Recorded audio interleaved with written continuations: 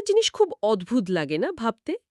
এই ধরো পুকুরের নিচ থেকে যখন কোনো বায়ুর বুদবুদ ওপরের দিকে ওঠে, তখন তার সাইজ কেন ধীরে ধীরে বড় হতে থাকে? হ্যাঁ, ব্যাপারটা সত্যি ইন্টারেস্টিং। আবার ধরো বেলুন ফোলানোর সময় চাপ আর আয়তন দুটোই তো বাড়ে। তাহলে কি সেখানে বিজ্ঞানের ওই পুরনো সূত্রগুলো কাজ করে না? অদ্ভুত তো লাগেই। কিন্তু জানলে অবাক হতে হয় যে এই বেলুন ফোলা বা বুদবুদ বড় হওয়ার পেছনে বিজ্ঞানের খুব নির্দিষ্ট কিছু অদৃশ্য নিয়ম কাজ করছে। আর আজকে আমরা সেই নিয়মগুলোই ডিকোড করতে চলেছি। মাধ্যমিক র্যাঙ্কার্স চ্যানেলে স্বাগতম। একদম। আর নয় বোরিং পড়াশোনা, আর নয় শুধু মুখস্থ করে নাম্বার তোলার চেষ্টা।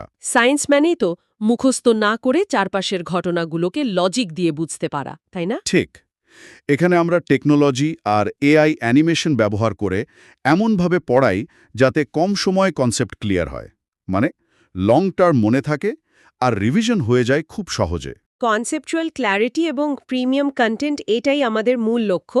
এই ক্লাস শেষে সুন্দর কালারফুল নোটস আর মাইন্ড ম্যাপের একটা ওয়ান স্টপ সলিউশন ডেসক্রিপশনে বা পিন্ড কমেন্টে পাওয়া যাবে। আগামী দিনে আরও নতুন নতুন প্রজেক্ট আসছে, তাই সাবস্ক্রাইব করে পাশে থাকাটা জরুরি।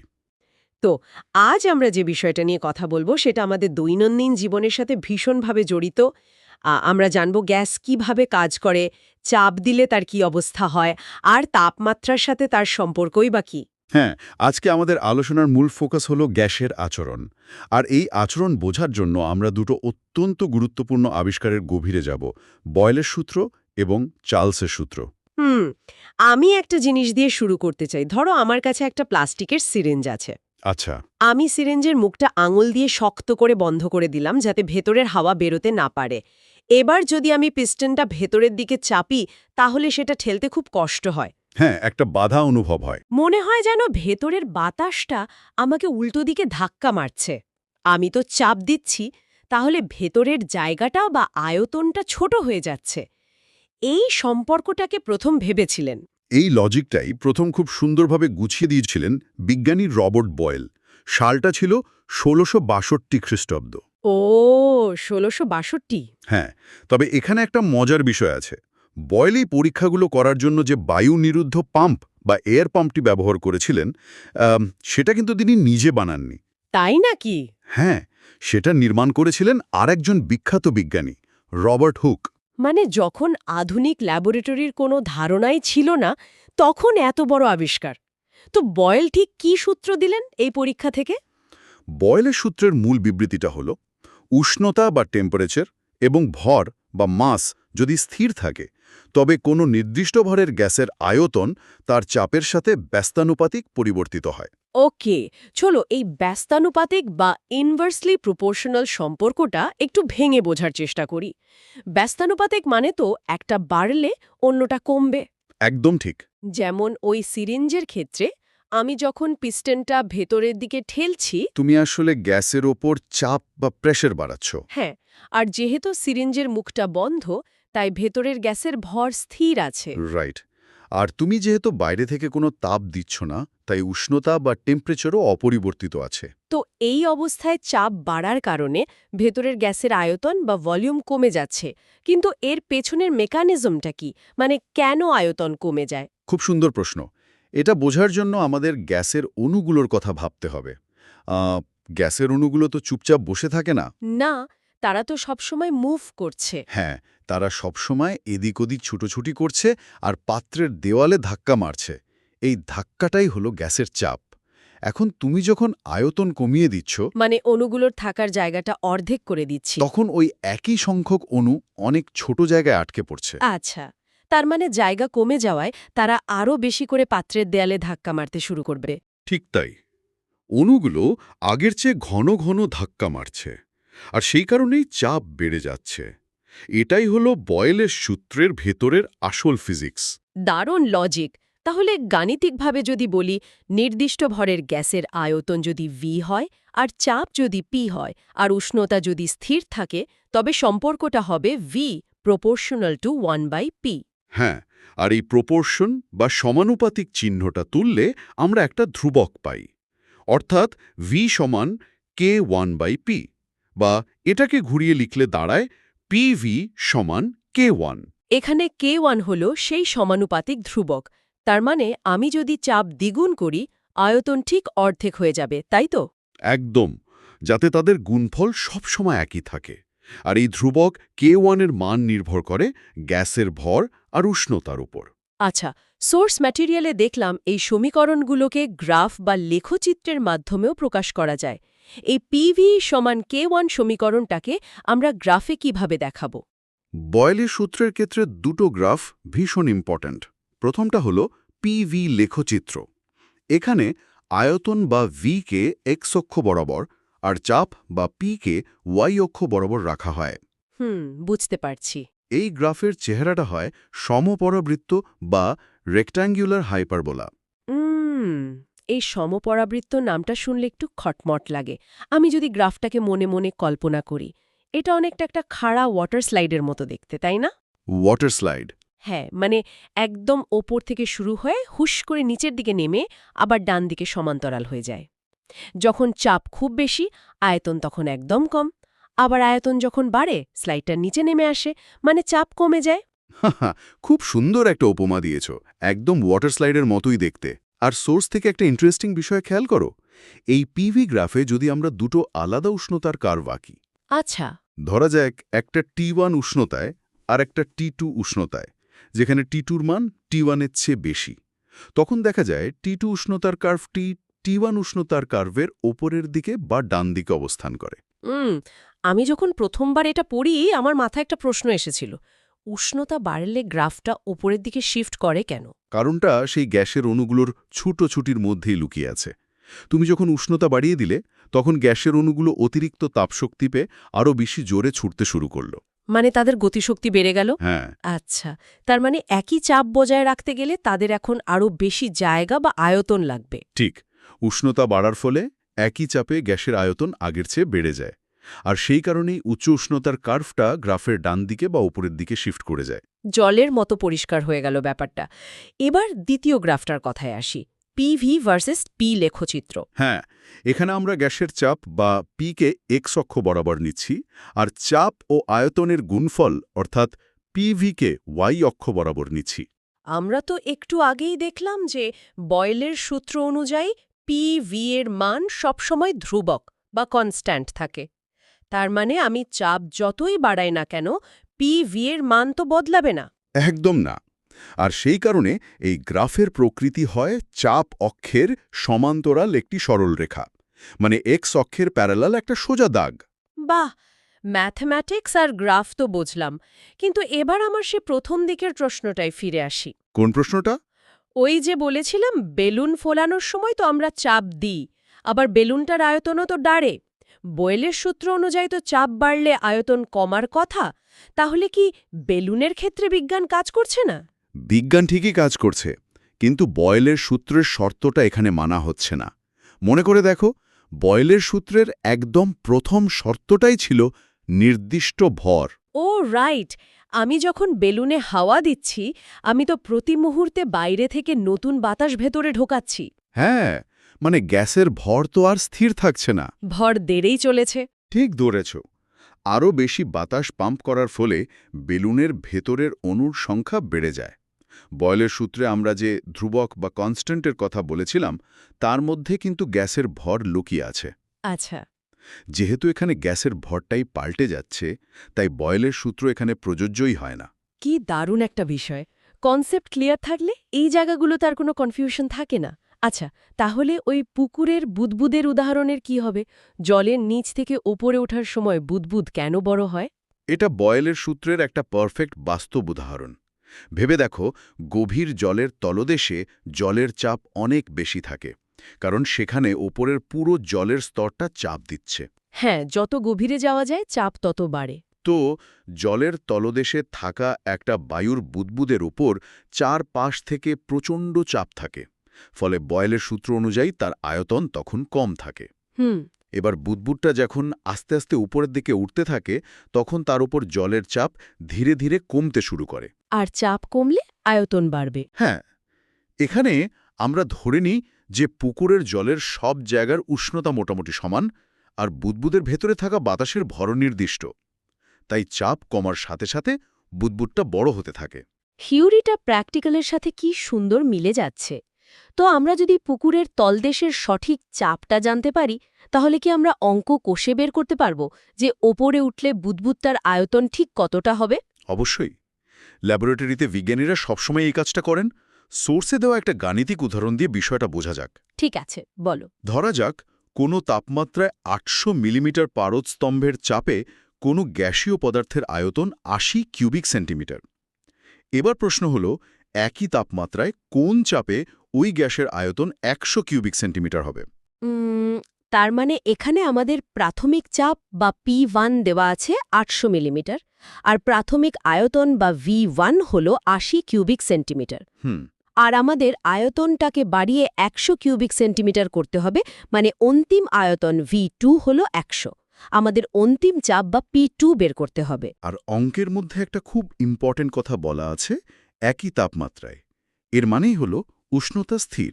আর উষ্ণতা স্থির মানেই আমাদের বয়েলের সূত্র ব্যবহার করতে হবে। সমীকরণটা হল P1V1 সমান P2V2। একদম। আমাদের যেহেতু P2 বের করতে হবে, তাই ফর্মুলাটা একটু সাজিয়ে নিলে দাঁড়ায় P2 সমান P1 into V1 divided by V2। আচ্ছা, তাহলে মানগুলো বসালে দাঁড়াচ্ছে ৮০০ ইন্টু ৮০ ডিভাইডেড বাই ১০০।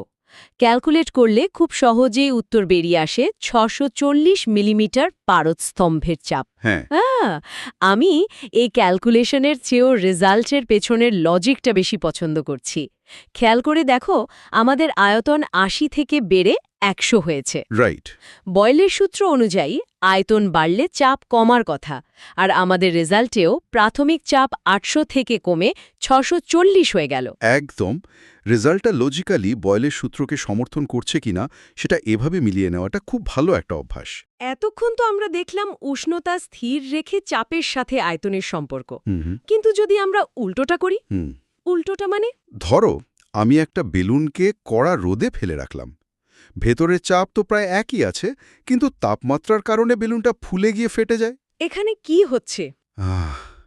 এই প্রশ্নটার উত্তর খুঁজতে ১৭৮৭ খ্রিস্টাব্দে ফরাসি বিজ্ঞানী জ্যাক চার্লস বিভিন্ন গ্যাসের ওপর স্থির চাপে তাপমাত্রার পরিবর্তনের প্রভাব নিয়ে প্রচুর পরীক্ষা-নিরীক্ষা করেন। আর তার থেকেই বেরিয়ে আসে চার্লসের সূত্র। চার্লসের সূত্রের শর্তগুলো তাহলে বয়েলের ঠিক উল্টো, তাই না? এখানে চাপ আর ভর স্থির। হ্যাঁ। চার্লসের সূত্র বলছে, চাপ স্থির থাকলে নির্দিষ্ট ভরের কোনো গ্যাসের আয়তন প্রতি ১ ডিগ্রি সেলসিয়াস উষ্ণতা বৃদ্ধি বা হ্রাসের জন্য ওই গ্যাসের 0 ডিগ্রি সেলসিয়াস উষ্ণতায় যা আয়তন থাকে তার ১/২৭৩ অংশ বৃদ্ধি বা হ্রাস পায়। দাঁড়াও, এই জায়গাটা একটু কনফিউজিং। আমি যদি কোনো গ্যাসের উষ্ণতা ১ ডিগ্রি বাড়াই, তাহলে কি তার বর্তমান আয়তনের ১/২৭৩ অংশ বাড়বে? না, এখানেই আসল টুইস্ট। বর্তমান আয়তনের নয়, গ্যাসটার 0 ডিগ্রি সেলসিয়াস উষ্ণতায় যে আয়তন ছিল, সবসময় সেই 0 ডিগ্রির আয়তনেরই ১/২৭৩ অংশ বাড়বে বা কমবে। ও আচ্ছা। এই 0 ডিগ্রির রেফারেন্স পয়েন্টটা খুব জরুরি। আর এই যে ১/২৭৩ ভগ্নাংশটার কথা বলা হলো, একে বিজ্ঞানের ভাষায় বলা হয় গ্যাসের আয়তন গুণাঙ্ক বা ভলিউম এক্সপ্যানশন কোএফিশিয়েন্ট। কিন্তু একটা জিনিস ভাবছি, এই ১/২৭৩ সংখ্যাটা কি সব গ্যাসের জন্যই সমান? মানে ভারী কার্বন ডাই অক্সাইড আর হালকা হাইড্রোজেন সবার ক্ষেত্রেই কি আয়তন ঠিক এই একই ভগ্নাংশে বদলাবে? হ্যাঁ, এটাই চার্লসের সূত্রের সবচেয়ে বড় বিউটি। তুমি যেই আদর্শ গ্যাসই নাও না কেন, চাপ স্থির রাখলে প্রতি ডিগ্রি সেলসিয়াস তাপমাত্রা পরিবর্তনের জন্য তার আয়তন ওই 0 ডিগ্রির আয়তনের ১/২৭৩ অংশ করেই বদলাবে। মানে আমি যদি প্রতিবার ১ ডিগ্রি করে উষ্ণতা বাড়াই, তাহলে ওই ১/২৭৩ অংশ করে আয়তন যোগ হতে থাকবে? একদম। আর যদি উষ্ণতা কমাই, তাহলে ওই পরিমাণ আয়তন বিয়োগ হতে থাকবে? ঠিক তাই। গাণিতিকভাবে 0 ডিগ্রি সেলসিয়াস উষ্ণতায় আয়তন যদি V0 হয়, তাহলে T ডিগ্রি সেলসিয়াস উষ্ণতায় আয়তন হবে VT সমান V0 ইন্টু ব্র্যাকেটের ভেতর 1 + T/২৭৩। আর উষ্ণতা কমালে প্লাসের জায়গায় মাইনাস হবে? হ্যাঁ। ওয়েট। এই ইকুয়েশনটা থেকে তো একটা সাংঘাতিক ব্যাপার বেরিয়ে আসছে। কিরকম? যদি প্রতি ডিগ্রি তাপমাত্রা কমানোর জন্য আয়তন কমতে থাকে আর আমি যদি তাপমাত্রা কমাতে কমাতে -273 ডিগ্রি সেলসিয়াসে পৌঁছে যাই, তাহলে কি হবে? ভেবে দেখো। সমীকরণে টি এর জায়গায় 273 বসালে তো ব্র্যাকেটের ভেতরটা 1 - 273/273 হয়ে যায়, মানে 1 থেকে 1 বিয়োগ করলে 0। হ্যাঁ, আর V0 সাথে 0 গুণ করলে অন্তিম আয়তন VTও 0 হয়ে যায়। তার মানে -273 ডিগ্রি তাপমাত্রায় কোনো গ্যাসের আয়তন গাণিতিকভাবে 0 হয়ে যাচ্ছে। এটা কিভাবে সম্ভব? পদার্থবিজ্ঞান বলছে গ্যাসটার কোনো আয়তনই থাকবে না। ম্যাথমেটিক্স তো সেটাই বলছে। গ্যাসটা কি জাদুর মতো ভ্যানিশ হয়ে যাবে, অস্তিত্ব মুছে যাবে? এটা তো কল্পবিজ্ঞানের মতো শোনাচ্ছে। এটা সত্যি একটা মাইন্ড ব্লোয়িং কনসেপ্ট।